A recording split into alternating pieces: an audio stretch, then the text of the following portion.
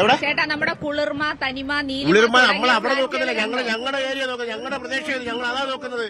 ഞങ്ങൾക്ക് എന്റെ വീട് പോയില്ല, ഞാൻ അവർക്ക് വേണ്ടി ഇവിടെ സമരം ചെയ്തത്. ഞങ്ങൾക്കെതിരെ കേസ് എന്തേ സഖാവിന് പറയാൻ വല്ലതുള്ളത്? വീട് പോയി സഖാവിന്റെ വീട് മുമ്പിലല്ലേ എത്ര വീട് പോയി? ഒരാൾക്ക് കൊടുക്കാൻ പറ്റിയിട്ടുണ്ട്? നിങ്ങളുടെ MLA ഈ ഏരിയ വന്നിട്ടുണ്ടോ? നിങ്ങൾ പറയുന്നിടത്തല്ലോ കാര്യങ്ങൾ. അല്ല, ഈ വീട് പോയവർക്ക് മുഴുവനും വീട് കൊടുക്കാൻ ഗവൺമെന്റ് തീരുമാനിച്ചിട്ടുണ്ട്. ഇല്ല ഇല്ല, നിങ്ങൾ പറയുന്നതിനകത്ത് ഭയങ്കര മോശമായ സമീപനമാണ്. ഈ കേരളത്തിലെ ജനങ്ങളെ സുരക്ഷിതമായി ജീവിക്കുക അതിനുള്ള ഭരണ സംവിധാനം ഇന്ന് കേരളത്തിലുണ്ട്. നിങ്ങൾ പറയുന്ന കണക്ക് ഈ വീടില്ലെന്ന് പറയരുത്. പ്രത്യേകം ഈ പദ്ധതി ഉൾപ്പെടുത്തി 10 ലക്ഷം രൂപ സർക്കാർ കൊടുക്കുകയാണ്. എവിടെ കൊടുത്തുള്ള ഒരാൾക്ക് കൊടുത്തു? എത്ര പേർക്ക് കൊടുത്തു? അതെ ചേട്ടാ, നമ്മുടെ ഇവിടുന്ന് പള്ളിത്തോട്ടത്ത് അങ്ങോട്ട് പോയാൽ കോർപ്പറേഷൻ തന്നെ വെച്ചുകൊടുത്ത ഫ്ളാറ്റുകളുണ്ട്. അതുപോലെ തന്നെ നീലിമ, കുളിർമ തുടങ്ങിയ ഫ്ളാറ്റുകൾ ഇവിടെയുണ്ട്. മത്സ്യത്തൊഴിലാളി സുഹൃത്തുക്കൾ അതുപോലെ തന്നെ ഞാൻ പറയട്ടെ, നിങ്ങളുടെ മുമ്പിൽ നടന്ന സംഭവം കഴിഞ്ഞ പ്രാവശ്യം ഇവിടെ വന്നതാ. ഏറ്റവും സുന്ദരം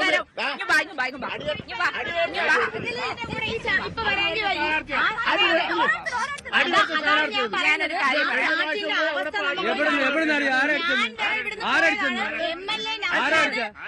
ആരടിച്ചെന്ന് ആവശ്യമില്ലാത്തവർ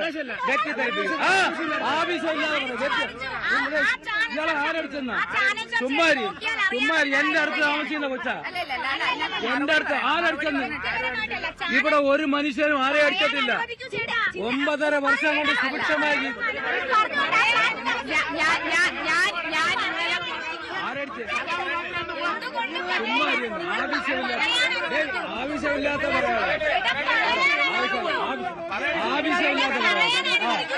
ആവശ്യമില്ലാത്ത എന്തിനാ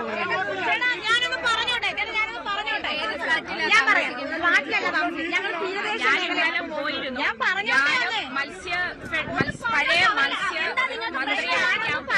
പോയി പറയാൻ അവസ്ഥ ചിന്താ ചേരാം. ഈ ചേട്ടൻ പറഞ്ഞ സത്യം തന്നെയാണ്. ഞങ്ങള് കഴിഞ്ഞ തവണ തീരദേശ മേഖലയിലാണ് താമസിക്കുന്നത്. കടലുകൾ കയറി റോഡ് വരെ പോയി ഞങ്ങൾ ബുദ്ധിമുട്ട് അനുഭവിച്ചു. ഇവിടെ ഞങ്ങള് ഈ റോഡിൽ ഇറങ്ങി നിന്ന് സമരം വെച്ചു. കഞ്ഞി വരെ റോഡിൽ വെച്ച് ഞങ്ങൾ കഴിച്ച അവസ്ഥകൾ ഉണ്ടായിട്ടുണ്ട്. അതായത് കഴിഞ്ഞ ഇലക്ഷൻ ടൈമിന്റെ കാര്യം ഞാൻ പറയുന്നത്. പാർലമെന്റ് ഇലക്ഷൻ അപ്പോഴും ഞങ്ങൾ അതായത് ഈ പറഞ്ഞ ചേട്ടൻ സഹിതം നമ്മൾ ഇത്രയും വരെ കടല് കയറിയിട്ട് ഇരവിപുരത്തുള്ള ഒരു MLA നൗഷാദാണ്. സംവിധാനം മൊത്തം വന്നില്ലേ? ഭരണ സംവിധാനം മുഴുവനും വന്നല്ലോ. ജില്ലാ കളക്ടർ അടക്കം വന്നല്ലോ. എല്ലാ സംവിധാനവും ഉണ്ടായിരുന്നു. എല്ലാ സംവിധാനങ്ങളും ഉണ്ടായിരുന്നു. ആ നടപടി അടുത്ത് ഇവർക്കെല്ലാം വീട് കൊടുക്കാൻ തീരുമാനിച്ചിട്ടുണ്ടല്ലോ. ഉടനെ കൊടുക്കും. അത് തർക്കമൊന്നുമില്ല.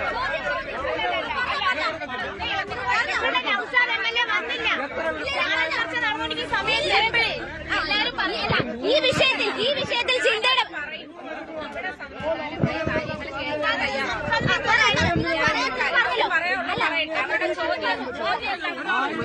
ചോദ്യം പറഞ്ഞത് എന്തുകൊണ്ട് നൗഷാദ് MLA എന്നോട് വെല്ലുവിളിച്ചതാണ്. നൗഷാദ് MLA അഞ്ചാലുമൂട് സ്കൂളിൽ വെച്ചിട്ട് ആ ചാനൽ ചർച്ച കഴിഞ്ഞാൽ ഉടനെ തന്നെ എന്റെ കൂടെ വരാം, തീരദേശ മേഖല സന്ദർശിക്കാൻ വരാമെന്ന് പറഞ്ഞ വ്യക്തിയാണ്. റിപ്പോർട്ട് ചാനലെടുത്ത് നോക്കിയാൽ മതി. ചാനൽ ചർച്ച എന്തുകൊണ്ട് പുള്ളിക്കാരൻ ഇതുവരെ വന്നില്ല? ഇന്ന് ഇതുവരെയായിട്ട് MLA വന്നിട്ടില്ല. പറയൂ, ആ MLA എവിടെ പോയി? ഇരുപത്തിലെ MLA എന്ത് ചോദിച്ചു കഴിഞ്ഞല്ലോ. ഇനി അവർ പറയട്ടെ, ചിന്ത പറയട്ടെ, മറുപടി പറഞ്ഞോ. അല്ല, 1-2 പേര് സംഘടിതമായി വന്നതെന്ന് എന്തെങ്കിലും പറഞ്ഞാൽ അതാണ് ഇവിടുത്തെ അഭിപ്രായം. നൗഷാദ് MLA എന്ന് പറഞ്ഞൊരു MLA ഇരവിപുരത്ത് ഏറ്റവും ശക്തമായി ജനങ്ങൾക്കിടയിൽ 24/7 ഇടപെട്ടുകൊണ്ടിരിക്കുന്ന ഒരു MLA ആണ്. ആ MLA കണ്ടില്ല എന്ന് ആ കുട്ടി പറയുമ്പോ തന്നെ ആ കുട്ടിയുടെ രാഷ്ട്രീയം എന്താണ് എന്ന് വ്യക്തമാണ്. കാരണം നിങ്ങൾ ഇരവിപുരത്തുള്ള ഏതൊരു കൊച്ചു കുഞ്ഞിനോട് എന്ന് ചോദിച്ചു നോക്കിയാലും 24/7 ഇടപെട്ടുകൊണ്ടിരിക്കുന്ന MLA ആണ്. ഏത് പൊതുവിഷയമുണ്ടെങ്കിലും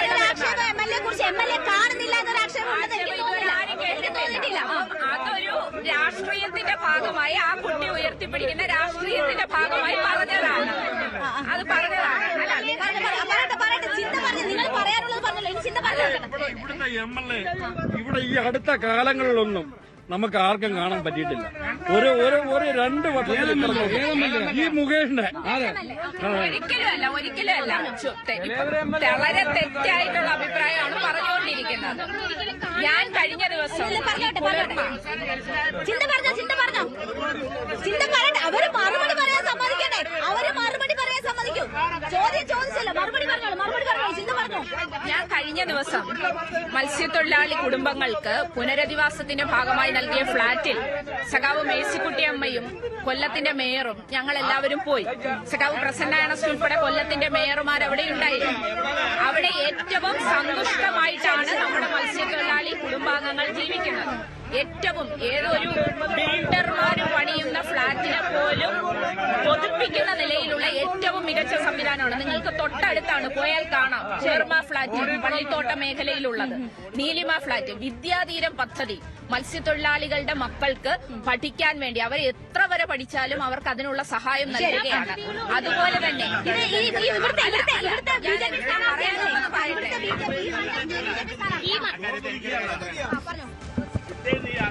ശ്രീമതി ചിന്ത പറഞ്ഞ ഈ നീലിമ കുളിർമ ഫ്ളാറ്റിലേക്ക് ഈ ചാനൽ സംഘം ഒന്ന് വരണമെന്ന് ഞാൻ അഭ്യർത്ഥിക്കുക.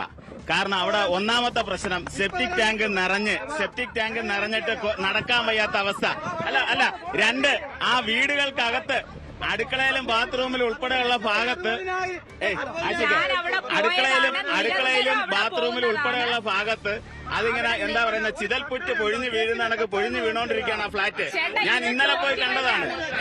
നീലിമയുടെ കാര്യവും പറയാണ്, കുളിർമയുടെ കാര്യവും പറയാണ്. അങ്ങേറ്റത്തെ അഴിമതിയാണ് കൊല്ലം കോർപ്പറേഷൻ ഈ 2 ഫ്ളാറ്റിലും നടത്തിയിരിക്കുന്നത്.